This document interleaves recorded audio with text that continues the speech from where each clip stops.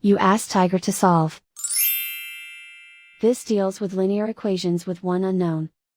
The final result is p equals 9/2. Let's solve it step by step. Group all p terms on the left side of the equation. Subtract p/3 from both sides. Group the coefficients. Find the lowest common denominator.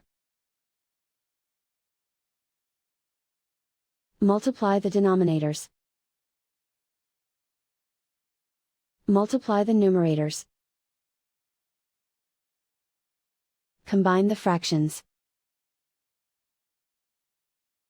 Combine the numerators. Group like terms. Combine the fractions. Combine the numerators. Reduce the zero numerator. Simplify the arithmetic. Isolate the p. Multiply both sides by inverse fraction 6/1.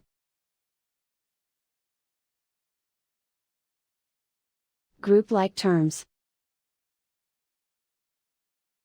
Multiply the coefficients.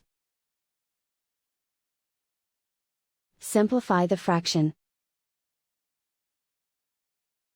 Multiply the fractions. Simplify the arithmetic.